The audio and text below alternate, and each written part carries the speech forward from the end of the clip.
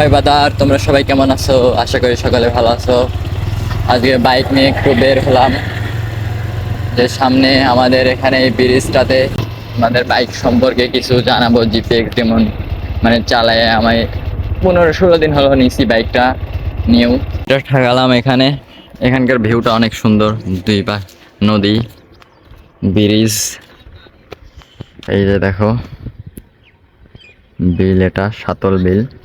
আচ্ছা, তোমরা যখন ঘুম থেকে ওঠো, হ্যাঁ, তখন মানে গাড়ি, তোমাকে যদি কেউ বলে তুমি দৌড় দাও ঘুম থেকে ওঠার সাথে সাথে, তখন কি তোমরা কেউ বললো আর সাথে সাথে কি দৌড় দিতে পারবা?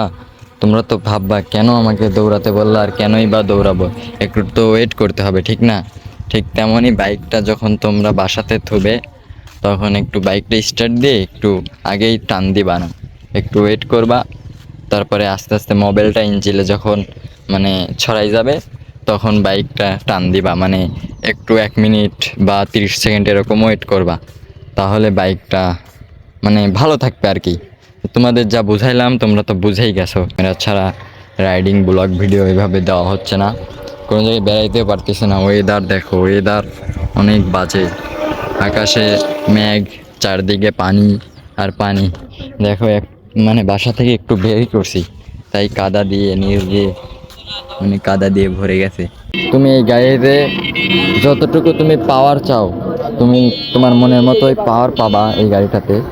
চেনে মানে 1 সপ্তাহ পর পর মোবিল দিতে হয় মুছে মুছে, না হলে তাহলে চেন ভালো থাকবে, না হলে চেন নষ্ট হয়ে যাওয়ার সম্ভাবনা থাকতে পারে। আর গাড়িটা কেমন হয়েছে দেখো তোমরা। ও এখানকার লুক সেই দেখো, বিল দুই পাশে, নদী বিল দুইটা একসাথে।